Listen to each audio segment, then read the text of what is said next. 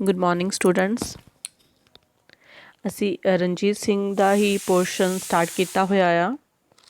ਮਹਾਰਾਜਾ ਰਣਜੀਤ ਸਿੰਘ ਦੇ ਉਹਨਾਂ ਦੇ ਉੱਤਰਾਧਿਕਾਰੀ ਜੋ ਕਿ ਅਸੀਂ ਪਹਿਲਾਂ ਕਰ ਚੁੱਕੇ ਹਾਂ। ਡਿਕਲਾਈਨ ਦੇ ਰੀਜ਼ਨਸ ਕਰ ਚੁੱਕੇ ਹਾਂ। ਤਾਂ ਉਸੇ ਦੇ ਪਾਰ ਦੇ ਵਿੱਚ ਉਹਨਾਂ ਦੇ ਉੱਤਰਾਧਿਕਾਰੀ ਅਤੇ ਉਹ ਟਾਈਮ ਪੀਰੀਅਡ 1839 to 49 ਦਾ ਅਸੀਂ ਕਰਨਾ ਆ। ਤਾਂ ਉਸ ਨੂੰ ਕਰਨ ਤੋਂ ਪਹਿਲਾਂ ਪੂਰੀ ਹਿਸਟਰੀ ਨੂੰ ਮੈਂ ਜੋੜਨਾ ਚਾਹੁੰਦੀ ਹਾਂ। ਰਣਜੀਤ ਸਿੰਘ ਨੇ ਲਗਭਗ ਪੰਜਾਬ ਉੱਤੇ 40 ਸਾਲ 1799 ਤੋਂ ਲੈ ਕੇ 1839 ਤੱਕ ਰਾਜ ਕੀਤਾ। ਉਸਨੇ 27 ਜੂਨ 1839 ਨੂੰ ਚਲਾਣਾ ਕਰਨ ਪਿੱਛੋਂ ਸ਼ਾਹੀ ਵੰਸ਼ ਉੱਤੇ ਇੱਕ ਬਿਪਤਾ ਦਾ ਪਹਾੜ ਟੁੱਟ ਗਿਆ। 10 ਸਾਲਾਂ ਵਿੱਚ ਹੀ ਰਣਜੀਤ ਸਿੰਘ ਦੀ ਗੱਦੀ ਉੱਤੇ ਕਈ ਰਾਜਕੁਮਾਰ ਬੈਠੇ, ਪਰ ਦਰਬਾਰੀਆਂ ਅਤੇ ਸੈਨਿਕ ਅਫਸਰਾਂ ਦੀਆਂ ਸਾਜ਼ਿਸ਼ਾਂ ਨੇ ਸਭ ਨੂੰ ਮੌਤ ਦੀ ਰਾਣੀ ਨਾਲ ਤੋੜ ਦਿੱਤਾ। ਲਾਹੌਰ ਦਾ ਦਰਬਾਰ, ਜਿੱਥੇ ਰਣਜੀਤ ਸਿੰਘ ਆਪਣੀ ਇੱਕ ਅੱਖ ਨਾਲ ਬੇਗਿਣਤ ਅੱਖਾਂ ਉੱਤੇ ਕਾਬੂ ਰੱਖਦਾ ਸੀ, ਅੱਜ ਉਹੀ ਦਰਬਾਰ ਉਸਦੀ ਅਣਹੋਂਦ ਦੇ ਕਾਰਨ ਸਾਜ਼ਿਸ਼ਾਂ ਦਾ ਅੱਡਾ ਬਣ ਗਿਆ। ਸਿੱਖ ਰਾਜ ਦੀਆਂ ਸ਼ਾਮਾਂ ਸ਼ੁਰੂ ਹੋ ਗਈਆਂ। ਅੰਗਰੇਜ਼ਾਂ ਨੇ ਇਸ ਸੈਨਿਕ ਬੁਰਸ਼ਾਗਰਦੀ ਤੋਂ ਲਾਭ ਉਠਾ ਕੇ 2 ਲੜਾਈਆਂ ਪਿੱਛੋਂ ਪੰਜਾਬ ਨੂੰ 1849 ਵਿੱਚ ਆਪਣੇ ਅਧੀਨ ਕਰ ਲਿਆ।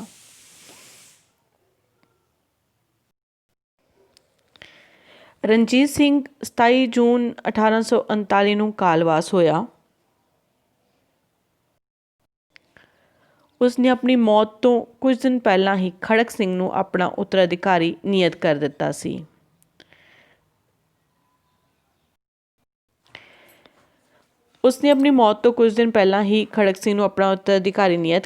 ਸੀ।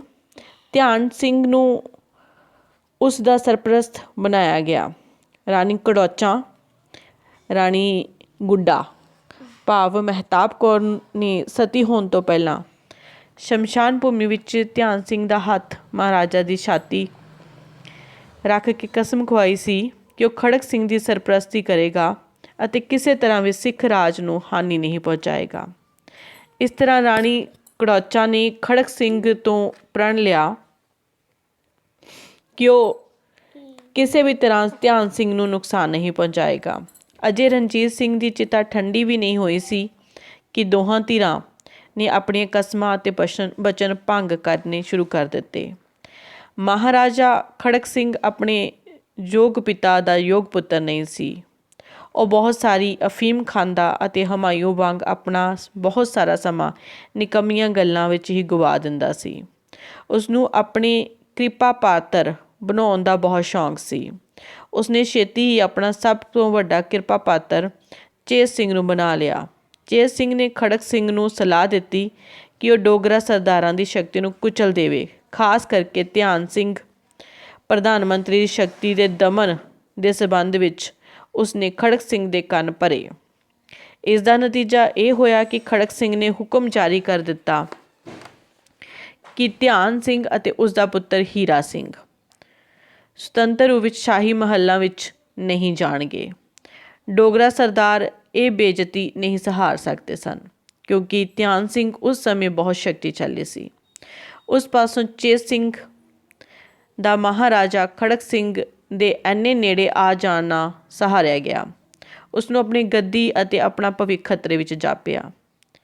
ਚੇਤ ਸਿੰਘ ਡੋਗਰਾ ਸਰਦਾਰਾਂ ਵਿਰੁੱਧ ਸਾਜ਼ਿਸ਼ਾਂ ਕਰ ਰਿਹਾ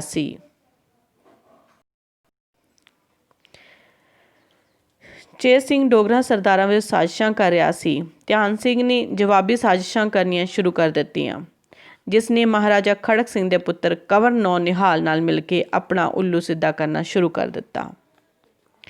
ਧਿਆਨ ਸਿੰਘ ਨੇ ਆਪਣੀ ਸਾਜ਼ਿਸ਼ ਵਿੱਚ ਕੰਵਰ ਨਿਹਾਲ ਦੀ ਮਾਤਾ ਚੰਦ ਕੌਰ ਨੂੰ ਵੀ ਮਿਲਾ ਲਿਆ।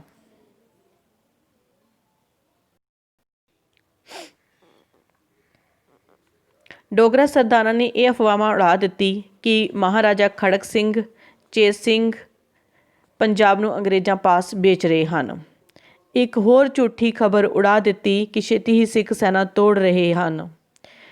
ਇਸ ਤਰ੍ਹਾਂ ਬਹੁਤ ਸਾਰੇ ਲੋਕਾਂ ਨੂੰ ਖੜਕ ਸਿੰਘ ਚੇਤ ਸਿੰਘ ਵਿਰੁੱਧ ਚੱਕ ਕੇ ਆਪਣੇ ਨਾਲ ਮਿਲਾ ਲਿਆ। ਨੌ ਨਿਹਾਲ ਸਿੰਘ ਨਾਲ ਰਲ ਕੇ ਡੋਗਰਾ ਸਰਦਾਰਾਂ ਨੇ ਚੇਤ ਸਿੰਘ ਨੂੰ ਮਾਰ ਦੇਣ ਦੀ ਸਾਜ਼ਿਸ਼ ਰਚੀ। ਧਿਆਨ ਸਿੰਘ ਆਪਣੇ ਦੋਵਾਂ ਭਰਾਵਾਂ ਨੂੰ ਨਾਲ ਲੈ ਕੇ ਕਿਲ੍ਹੇ ਅੰਦਰ ਚਲਾ ਗਿਆ। ਰਾਹ ਵਿੱਚ ਉਹਨਾਂ ਨੂੰ ਚੇਤ ਸਿੰਘ ਦੇ 3 ਆਦਮੀ ਮਿਲੇ। ਉਹਨਾਂ ਨੇ ਤਿੰਨਾਂ ਨੂੰ ਪਾਸ ਬੁਲਾਇਆ ਅਤੇ ਚੇਤ ਸਿੰਘ ਨੂੰ ਲੱਭ ਲਿਆ। ਚੇਤ ਸਿੰਘ ਨੂੰ ਉਹਨਾਂ ਨੇ ਖੜਕ ਸਿੰਘ ਦੇ ਸਾਹਮਣੇ ਹੀ ਕਤਲ ਕਰ ਦਿੱਤਾ। ਡੋਗਰਾ ਸਰਦਾਰ ਇੰਨੇ ਗੁੱਸੇ ਵਿੱਚ ਆਏ ਸਨ ਕਿ ਰਾਣੀ ਚੰਦ ਕੌਰ ਅਤੇ ਨੌ ਨਿਹਾਲ ਉਹਨਾਂ ਨੂੰ ਨਾ ਰੋਕਦੇ ਤਾਂ ਉਹਨਾਂ ਨੇ ਮਹਾਰਾਜਾ ਖੜਕ ਸਿੰਘ ਨੂੰ ਵੀ ਮਾਰ ਦੇਣਾ ਸੀ। ਮਹਾਰਾਜਾ ਖੜਕ ਸਿੰਘ ਨੂੰ ਆਪਣੇ ਕਿਰਪਾ ਪਾਤਰ ਦੇ ਕਤਲ ਹੋਣ ਦਾ ਬਹੁਤ ਦੁੱਖ ਹੋਇਆ, ਪਰ ਕੁਝ ਨਹੀਂ ਸੀ ਕਰ ਸਕਦਾ। ਉਹ ਕਿਲ੍ਹਾ ਛੱਡ ਕੇ ਸ਼ਹਿਰ ਵਿੱਚ ਦੇ ਇੱਕ ਮਕਾਨ ਵਿੱਚ ਰਹਿਣ ਲੱਗਾ। ਹਕੂਮਤ ਦੀ ਵਾਂਗਡੋਰ ਨੌ ਨਿਹਾਲ ਦੇ ਹੱਥ ਵਿੱਚ ਆ ਗਈ। ਕਾਨੂੰਨੀ ਰੂਪ ਵਿੱਚ ਕੰਵਰ ਨੌ ਨਿਹਾਲ ਸਿੰਘ ਬਾਦਸ਼ਾਹ ਨਹੀਂ ਸੀ ਸਮਝਿਆ ਜਾਂਦਾ, ਭਾਵੇਂ ਸਾਰੀਆਂ ਸ਼ਕਤੀਆਂ ਦੀ ਵਰਤੋਂ ਉਹ ਆਪ ਹੀ ਕਰਦਾ ਸੀ। ਚੇਤ ਸਿੰਘ ਦੇ ਕਤਲ ਤੋਂ ਲਗਭਗ 13 ਮਹੀਨਿਆਂ ਪਿੱਛੋਂ ਨਵੰਬਰ 1840 ਵਿੱਚ ਖੜਕ ਸਿੰਘ ਚਲਾਣਾ ਕਰ ਗਿਆ। ਕੰਵਰ ਨੌ ਨਿਹਾਲ ਸਿੰਘ ਮਹਾਰਾਜਾ ਰਣਜੀਤ ਸਿੰਘ ਦਾ ਪੋਤਾ ਅਤੇ ਮਹਾਰਾਜਾ ਖੜਕ ਸਿੰਘ ਦਾ ਪੁੱਤਰ ਸੀ। ਉਸਦੀ ਮਾਤਾ ਦਾ ਨਾਮ ਚੰਦ ਕੌਰ ਸੀ। ਨੌ ਨਿਹਾਲ ਸਿੰਘ ਰਣਜੀਤ ਸਿੰਘ ਦੇ ਸਾਰੇ ਉੱਤਰਾਧਿਕਾਰੀਆਂ ਵਿੱਚ ਯੋਗ, ਸਮਝਦਾਰ, ਦੂਰਦਰਸ਼ੀ ਅਤੇ ਰਾਜਸੀ ਸੂਝ-ਬੂਝ ਵਾਲਾ ਸੀ। ਮਹਾਰਾਜਾ ਰਣਜੀਤ ਸਿੰਘ ਨੂੰ ਉਸ ਉੱਤੇ ਬਹੁਤ ਆਸਾਂ ਸਨ, ਪਰ ਕੁਦਰਤ ਨੇ ਉਹ ਆਸਾਂ ਪੂਰੀਆਂ ਨਾ ਹੋਣ ਦਿੱਤੀਆਂ, ਕਿਉਂਕਿ ਉਮਰ ਹੀ ਵਿਧਾਤਾ ਨੇ ਉਸਦੀ ਛੋਟੀ ਰੱਖੀ ਸੀਗੀ। ਉਸਨੇ ਆਪਣੇ ਪਿਤਾ ਖੜਕ ਸਿੰਘ ਦੇ ਬਿਮਾਰ ਪਿਆਂ ਭਾਵੇਂ ਜਿਉਂਦਿਆਂ ਹੀ ਅਕਤੂਬਰ 1839 ਈਸਵੀ ਤੋਂ ਨਵੰਬਰ 1840 ਈਸਵੀ ਤੱਕ ਰਾਜ ਕੀਤਾ। ਉਸਨੇ ਆਪਣੀ ਸਾਰੀ ਸ਼ਕਤੀ ਡੋਗਰਾ ਭਰਾਵਾਂ ਦੀ ਸਹਾਇਤਾ ਨਾਲ ਹਥਿਆਈ ਸੀ, ਪਰ ਛੇਤੀ ਹੀ ਆਪਣੇ ਪਿਤਾ ਵਾਂਗ ਉਸਦੀ ਵੀ ਰਾਜਾ ਧਿਆਨ ਸਿੰਘ ਨਾਲ ਲੱਗਣ ਲੱਗ ਪਈ। ਉਹ ਡੋਗਰਾ ਭਰਾਵਾਂ ਦੀਆਂ ਸ਼ਕਤੀਆਂ ਅਤੇ ਪ੍ਰਭਾਵ ਨੂੰ ਘੱਟ ਕਰਨਾ ਚਾਹੁੰਦਾ ਸੀ। ਉਸਨੇ ਆਪਣੇ ਰਾਜਕਾਲ ਵਿੱਚ ਬਹੁਤ ਚੰਗੇ ਕੰਮ ਕੀਤੇ, ਜਿਨ੍ਹਾਂ ਦੇ ਆਧਾਰ ਉੱਤੇ ਇਹ ਕਿਹਾ ਜਾ ਸਕਦਾ ਸੀ ਕਿ ਉਹ ਇੱਕ ਸਫਲ ਸ਼ਾਸਕ ਬਣੇਗਾ। ਉਹ ਰਾਜ ਵਿੱਚ ਜਨਤਾ ਦੀ ਭਲਾਈ ਦੇ ਕੰਮਾਂ ਨੂੰ ਸਿਰੇ ਚੜ੍ਹਾਉਣ ਲਈ ਡੋਗਰਾ ਸਰਦਾਰਾਂ ਦੇ ਪ੍ਰਭਾਵ ਨੂੰ ਖਤਮ ਕਰਨਾ ਚਾਹੁੰਦਾ ਸੀ। ਇਸ ਲਈ ਉਸਨੇ ਵਿਉਂਤ ਵੀ ਬਣਾਈ, ਜੋ ਸਿਰੇ ਇਸ ਲਈ ਨਾ ਚੜ੍ਹੀ ਕਿਉਂਕਿ ਉਹ ਅੰਗਰੇਜ਼ਾਂ ਦੀਆਂ ਰਾਜਸੀ ਚਾਲਾਂ ਵਿੱਚ ਅਸਫਲ ਬਣਾਉਣ ਵਿੱਚ ਰੁੱਝਾ ਰਿਹਾ। ਮੁਗਲ ਰਾਜਕੁਮਾਰ ਵਾਂਗ ਕੰਵਰ ਨੌ ਨਿਹਾਲ ਸਿੰਘ ਇੱਕ ਆਗਿਆਕਾਰ ਅਤੇ ਯੋਗ ਪੁੱਤਰ ਨਾ ਸਿੱਧ ਹੋ ਸਕਿਆ। ਉਸਨੇ ਰਾਜਗੱਦੀ ਦੀ ਪ੍ਰਾਪਤੀ ਲਈ ਧਿਆਨ ਸਿੰਘ ਦੇ ਪ੍ਰਭਾਵ ਹੇਠ ਆਪਣੇ ਪਿਤਾ ਖੜਕ ਸਿੰਘ ਨੂੰ ਕੈਦ ਵਿੱਚ ਰੱਖਿਆ ਸੀ। ਉਸਦਾ ਪਿਤਾ ਕੈਦ ਵਿੱਚ 1 ਸਾਲ ਬਿਮਾਰ ਰਿਹਾ, ਪਰ ਨੌ ਨਿਹਾਲ ਸਿੰਘ ਉਸ ਨੂੰ ਕੇਵਲ 1 ਵਾਰੀ ਮਿਲਣ ਗਿਆ। ਨੌ ਨਿਹਾਲ ਸਿੰਘ ਅੰਗਰੇਜ਼ਾਂ ਦਾ ਜਾਨੀ ਦੁਸ਼ਮਣ ਸੀ। ਉਸ ਬਾਰੇ ਇਹ ਵੀ ਕਿਹਾ ਜਾਂਦਾ ਹੈ ਕਿ ਉਸਨੇ ਕਾਬਲ ਦੇ ਸ਼ਾਸਕ ਦੋਸਤ ਮੁਹੰਮਦ ਨਾਲ ਮਿਲ ਕੇ ਦੋਸਤ ਮੁਹੰਮਦ ਨਾਲ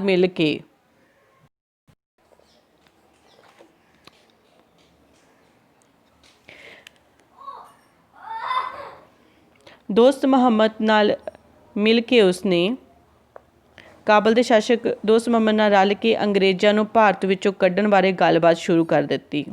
ਲਾਹੌਰ ਵਿੱਚ ਅੰਗਰੇਜ਼ ਪੋਲੀਟੀਕਲ ਏਜੰਟ ਕਪਤਾਨ ਵੇਡ ਨੇ ਜਦ ਕੰਵਰ ਨੌ ਨਿਹਾਲ ਦੀ ਇਸ ਨੀਤੀ ਦਾ ਵਿਰੋਧ ਕੀਤਾ ਤਾਂ ਦੋਹਾਂ ਵਿੱਚ ਇੱਕ ਦੂਜੇ ਨਾਲ ਲੱਗਣ ਲੱਗ ਪਏ। ਕੰਵਰ ਨੌ ਨਿਹਾਲ ਸਿੰਘ ਨੇ ਅੰਗਰੇਜ਼ੀ ਸਰਕਾਰ ਨੂੰ ਵੇਡ ਦੇ ਵਿਰੁੱਧ ਲਿਖਿਆ। ਉਸ ਦੇ ਜ਼ੋਰ ਪਾਉਣ ਉੱਤੇ ਵੇਡ ਦੀ ਥਾਂ ਕਲਾਰਕ ਨੂੰ ਲਾਹੌਰ ਭੇਜਿਆ ਗਿਆ। ਉਸ ਦੇ ਆਉਣ ਨਾਲ ਨੌ ਨਿਹਾਲ ਸਿੰਘ ਨੇ ਅੰਗਰੇਜ਼ਾਂ ਨਾਲ ਫਿਰ ਤੋਂ ਕੁਝ ਚੰਗੇ ਸੰਬੰਧ ਹੋ ਗਏ। ਕੰਵਰ ਨੌ ਨਿਹਾਲ ਸਿੰਘ ਦਾ ਆਪਣੇ ਪਿਤਾ ਖੜਕ ਸਿੰਘ ਨਾਲ ਵਿਹਾਰ ਨਿੰਦਣਯੋਗ ਸੀ।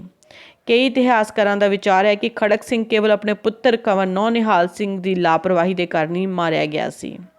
ਨੌ ਨਿਹਾਲ ਸਿੰਘ ਨੇ ਕੈਦ ਵਿੱਚ ਆਪਣੇ ਪਿਤਾ ਦੇ ਇਲਾਜ ਦਾ ਸਧਾਰਨ ਪ੍ਰਬੰਧ ਵੀ ਨਹੀਂ ਕੀਤਾ ਸੀ।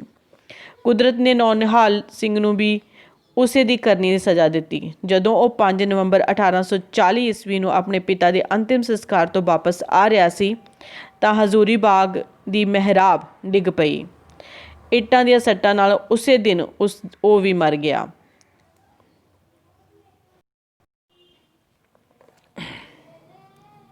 ਨੌ ਨਿਹਾਲ ਦੀ ਮੌਤ ਬਾਰੇ ਵਾਦ ਵਿਵਾਦ ਚੱਲਦਾ ਹੈ ਕਿ ਉਸ ਦੀ ਮੌਤ ਅਚਾਨਕ ਮਿਹਰਾਬ ਡਿੱਗਣ ਨਾਲ ਹੋਈ ਜਾਂ ਇਹ ਡੋਗਰਾ ਸਰਦਾਰਾਂ ਦੀ ਸਾਜ਼ਿਸ਼ ਸੀ। ਕੁਝ ਇਤਿਹਾਸਕਾਰ ਬੋਲਦੇ ਹਨ ਕਿ ਮਿਹਰਾਬ ਕੁਦਰਤੀ ਡਿੱਗੀ ਸੀ। ਕੁਦਰਤ ਨੇ ਉਸ ਤੋਂ ਪਿਤਾ ਨਾਲ ਬੁਰੇ ਕੀਤੇ ਵਿਹਾਰ ਦਾ ਬਦਲਾ ਲਿਆ। ਪਰ ਕੁਝ ਇਤਿਹਾਸਕਾਰ ਕਹਿੰਦੇ ਹਨ ਕਿ ਇਹ ਡੋਗਰਾ ਸਰਦਾਰਾਂ ਦੀ ਸਾਜ਼ਿਸ਼ ਸੀ ਜਿਸ ਅਧੀਨ ਮਹਿਰਾਬ ਡਿੱਗੀ ਸੀਗੀ। ਨੌਨਿਹਾਲ ਦੀ ਮੌਤ ਨਾਲ ਇੱਕ ਹੋਣਹਾਰ ਸ਼ਾਸਕ ਅਤੇ ਯੋਗ ਸੈਨਾਪਤੀ ਤੋਂ ਪੰਜਾਬ ਸੱਖਣਾ ਹੋ ਗਿਆ।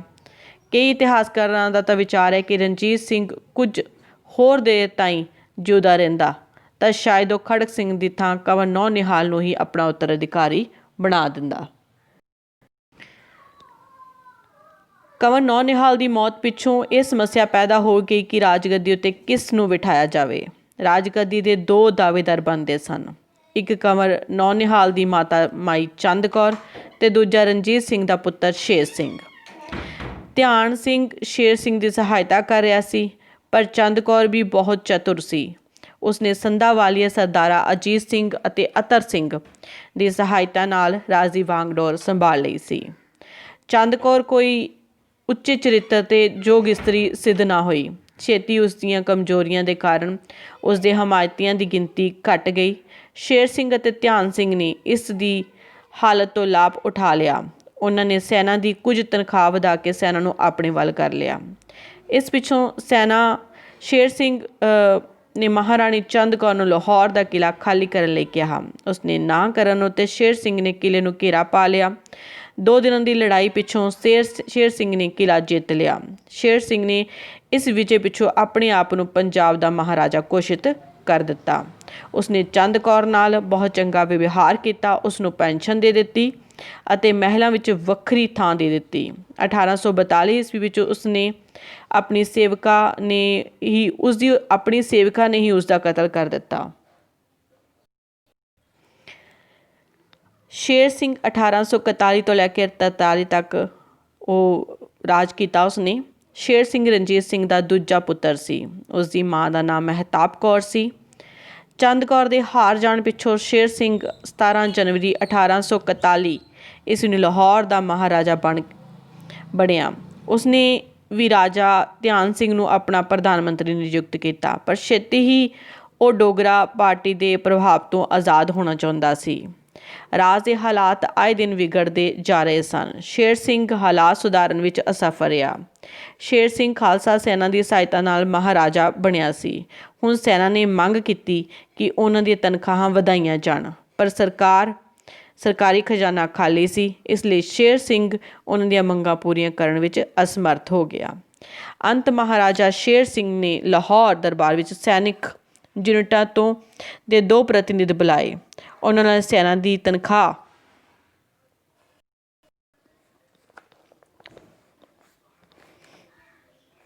ਉਹਨਾਂ ਨਾਲ ਤਨਖਾਹ ਅਤੇ ਉਹਨਾਂ ਦੀਆਂ ਹੋਰ ਤਕਲੀਫਾਂ ਬਾਰੇ ਗੱਲਬਾਤ ਕੀਤੀ। ਇਸ ਗੱਲਬਾਤ ਦਾ ਨਤੀਜਾ ਇਹ ਨਿਕਲਿਆ ਕਿ ਕੁਝ ਦੇਰ ਲਈ ਤਾਂ ਸ਼ਾਂਤੀ ਸਥਾਪਿਤ ਹੋਈ, ਪਰ ਇਹ ਕੰਮ ਸਦੀਵੀ ਸ਼ਾਂਤੀ ਸਥਾਪਿਤ ਕਰਨ ਦੇ ਯੋਗ ਨਹੀਂ ਸੀ। ਉਸ ਦਾ ਵੱਡਾ ਕਾਰਨ ਇਹ ਸੀ ਕਿ ਸੈਨਾ ਨੂੰ ਇਹ ਪਤਾ ਲੱਗ ਚੁੱਕਿਆ ਸੀ ਕਿ ਉਹਨਾਂ ਦੀ ਮਰਜ਼ੀ ਤੋਂ ਬਿਨਾਂ ਮਹਾਰਾਜਾ ਕੁਝ ਨਹੀਂ ਕਰ ਸਕਦਾ। ਸਰਦਾਰ ਇਹ ਜਾਣਦੇ ਸਨ ਕਿ ਸੈਨਾ ਦੀ ਸਹਾਇਤਾ ਨਾਲ ਸਭ ਕੁਝ ਕੀਤਾ ਜਾ ਸਕਦਾ ਹੈ। ਸੈਨਾ ਨੇ ਆਪਣੀਆਂ ਪੰਚਾਇਤਾਂ ਚੁਣ ਲਈਆਂ। ਪੰਚਾਇਤਾਂ ਨੇ ਆਪਣੇ ਆਪ ਨੂੰ ਸਰਬੱਤ ਖਾਲਸਾ ਸਮਝਣਾ ਸ਼ੁਰੂ ਕਰ ਦਿੱਤਾ। ਇਸ ਰੂਪ ਵਿੱਚ ਸੈਨਾ ਮਹਾਰਾਜਾ ਦੇ ਅਧੀਨ ਨਹੀਂ ਸੀ, ਉਹ ਸਾਰੇ ਖਾਲਸਾ ਪੰਥ ਦੇ ਪ੍ਰਤੀਨਿਧ ਸਨ। ਇਸ ਰੂਪ ਵਿੱਚ ਉਹਨਾਂ ਦੇ ਫਰਜ਼ ਵੀ ਬਦਲ ਗਏ ਸਨ। ਉਹਨਾਂ ਦਾ ਫਰਜ਼ ਬਣ ਜਾਂਦਾ ਸੀ ਕਿ ਉਹ ਦੇਖਣ ਕਿ ਮਹਾਰਾਜਾ ਅਤੇ ਵਜ਼ੀਰ ਨਿੱਜੀ ਲਾਭਾਂ ਲਈ ਕੰਮ ਕਰ ਰਹੇ ਸਨ ਜਾਂ ਆਮ ਜਨਤਾ ਦੀ ਭਲਾਈ ਦਾ ਵੀ ਉਹਨਾਂ ਦਾ ਖਿਆਲ ਸੀ। ਇਸ ਤਰ੍ਹਾਂ ਦੇ ਪਰਿਵਰਤਨ ਨਾਲ ਸੈਨਾ ਅਤੇ ਸਿਵਲ ਕਰਮਚਾਰੀਆਂ ਦੇ ਸੰਬੰਧ ਵਿੱਚ ਵੀ ਪਰਿਵਰਤਨ ਆ ਗਿਆ। ਪਹਿਲਾਂ ਸੈਨਾ ਕੇਵਲ ਸਿਵਲ ਸੈਨਾ ਦੀ ਸ਼ਕਤੀ ਅਧੀਨ ਸੀ, ਪਰ ਬਦਲੀ ਹੋਈ ਹਾਲਾਤ ਵਿੱਚ ਸਿਵਲ ਸ਼ਕਤੀ ਸੈਨਾ ਦੇ ਅਧੀਨ ਆ ਗਈ ਸੀ। ਸੈਨਾ ਬੁਰੀ ਤਰ੍ਹਾਂ ਪੁੱਤਰੀ ਹੋਈ ਸੀ।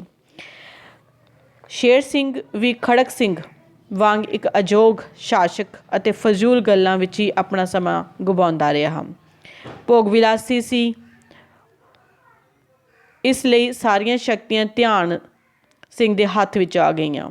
ਉਸਨੇ ਸਾਰੀਆਂ ਵੱਡੀਆਂ ਪਦਵੀਆਂ ਉੱਤੇ ਆਪਣੇ ਆਦਮੀਆਂ ਨੂੰ ਨਿਯੁਕਤ ਕਰ ਦਿੱਤਾ। ਇਸ ਤੋਂ ਪਹਿਲਾਂ ਡੋਗਰਾ ਸਰਦਾਰਾਂ ਹੱਥ ਇੰਨੀ ਸ਼ਕਤੀ ਨਹੀਂ ਸੀ। ਕੁਝ ਦੇਰ ਪਿੱਛੋਂ ਸ਼ੇਰ ਸਿੰਘ ਨੇ ਧਿਆਨ ਸਿੰਘ ਤੋਂ ਛੁਟਕਾਰਾ ਪਾਉਣ ਬਾਰੇ ਵਿਉਂਤਾਂ ਬਣਾਉਣੀਆਂ ਸ਼ੁਰੂ ਕਰ ਦਿੱਤੀਆਂ। ਐਨ ਉਸੇ ਸਮੇਂ ਅੰਗਰੇਜ਼ੀ ਏਜੰਟ ਕਲਾਰਕ ਨੇ ਸ਼ੇਰ ਸਿੰਘ ਨੂੰ ਸਲਾਹ ਦਿੱਤੀ ਕਿ ਉਹ ਧਿਆਨ ਸਿੰਘ ਦੇ ਜਾਨੀ ਦੁਸ਼ਮਣ ਸੰਧਾ ਵਾਲੀਆ ਸਰਦਾਰ ਨੂੰ ਲੁਧਿਆਣਾ ਤੋਂ ਵਾਪਸ ਬੁਲਾ ਲਵੇ। ਰਾਜ ਵਿੱਚ ਸ਼ਾਂਤੀ ਸਥਾਪਿਤ ਕਰਨ ਵਿੱਚ ਉਹ ਸਹਾਇਤਾ ਕਰੇਗਾ। ਕਲਾਰਕ ਦੀ ਸਲਾਹ ਵਿੱਚ ਕੁਝ ਸ਼ਰਾਰਤ ਲੁਕੀ ਹੋਈ ਸੀ। ਉਹ ਜਾਣਦਾ ਸੀ ਕਿ ਸੰਧਾ ਵਾਲੇ ਸਰਦਾਰ ਵਾਪਸ ਆ ਗਏ ਤਾਂ ਉਹਨਾਂ ਦੀ ਡੋਗਰਾ ਭਰਾਵਾਂ ਨਾਲ ਖੜਕ ਪਵੇਗੀ, ਜਿਸ ਨਾਲ ਲਾਹੌਰ ਦਰਬਾਰ ਹੋਰ ਕਮਜ਼ੋਰ ਹੋ ਜਾਵੇਗਾ। ਸ਼ੇਰ ਸਿੰਘ ਕਲਾਰਕ ਦੀਆਂ ਡੂੰਘੀ ਚਾਲ ਨਾ ਸਮਝ ਸਕਿਆ। ਸ਼ੇਰ ਸਿੰਘ ਨੇ ਸੰਧਾ ਵਾਲੇ ਸਰਦਾਰ ਨੂੰ ਵਾਪਸ ਬੁਲਾ ਲਿਆ। ਉਹਨਾਂ ਨਾਲ ਸਤਿਕਾਰ ਭਰਿਆ ਵਤੀਰਾ ਕੀਤਾ, ਪਰ ਸੰਧਾ ਵਾਲੇ ਸਰਦਾਰਾਂ ਨੇ ਆਪਣੇ ਨਾਲ ਕੀਤਾ ਗਿਆ ਪਹਿਲਾ ਵਿਹਾਰ ਨਹੀਂ ਭੁੱਲਿਆ ਸੀ। ਇਹ ਸ਼ੇਰ ਸਿੰਘ ਦੀ ਬਹੁਤ ਵੱਡੀ ਗਲਤੀ ਸੀ। ਸੰਧਾ ਵਾਲੇ ਪਿਛਲੀਆਂ ਗੱਲਾਂ ਦਾ ਬਦਲਾ ਲੈਣ ਲਈ ਮੌਕੇ ਦੀ ਭਾਲ ਵਿੱਚ ਸਨ। ਇੱਕ ਦਿਨ ਉਹਨਾਂ ਨੇ ਸ਼ੇਰ ਸਿੰਘ ਨੂੰ ਨਵੇਂ ਭਰਤੀ ਕੀਤੇ ਘੋੜ ਚੜਿਆਂ ਦਾ ਨਿਰੀਖਣ ਕਰਨ ਲਈ ਬੁਲਾਇਆ।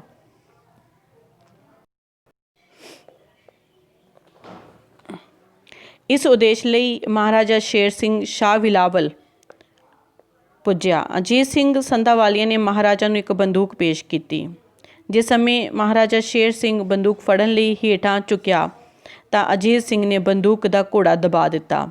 ਬੰਦੂਕ ਪਹਿਲਾਂ ਹੀ ਭਰੀ ਹੋਈ ਸੀ। ਘੋੜਾ ਦਬਦੇ ਸਾਰ ਹੀ ਮਹਾਰਾਜਾ ਉੱਥੇ ਢੇਰ ਹੋ ਗਿਆ। ਇਸ ਪਿੱਛੋਂ ਉਹਨਾਂ ਦੇ ਸਿਰ 'ਤੇ ਖੂਨ ਸਵਾਰ ਹੋ ਗਿਆ। ਉਹਨਾਂ ਨੇ ਧਿਆਨ ਸਿੰਘ ਨੂੰ ਵੀ ਮਾਰ ਦਿੱਤਾ। ਬਾਕੀ ਡੋਗਰਾ ਭਰਾਵਾਂ ਦੀ ਭਾਲ ਕਰਨ ਲੱਗ ਪਏ, ਪਰ ਬਾਕੀ ਉਹ ਸਭ ਬਚ ਨਿਕਲੇ। ਸੰਧਾ ਵਾਲੇ ਸਰਦਾਰਾਂ ਦੇ ਇਹ ਕਤਲ ਲਾਹੌਰ ਦਰਬਾਰ ਦੇ ਇਤਿਹਾਸ ਵਿੱਚ ਉਸ ਸਮੇਂ ਦੇ ਖੂਨੀ ਕਾਰਨਾਮਿਆਂ ਦੇ ਸਬੂਤ ਹਨ। ਹੀਰਾ ਸਿੰਘ ਨੂੰ ਆਪਣੇ ਪਿਤਾ ਧਿਆਨ ਸਿੰਘ ਦੇ ਕਤਲ ਦਾ ਬਹੁਤ ਦੁੱਖ ਹੋਇਆ।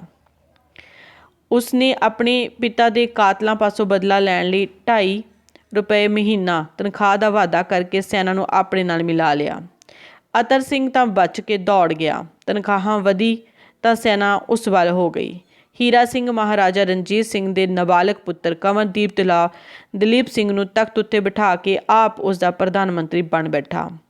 ਦਲੀਪ ਸਿੰਘ ਦੀ ਸਰਪ੍ਰਸਤੀ ਉਸ ਦੀ ਮਾਂ ਰਾਣੀ ਜਿੰਦਾ ਨੂੰ ਬਣਾ ਦਿੱਤਾ ਗਿਆ।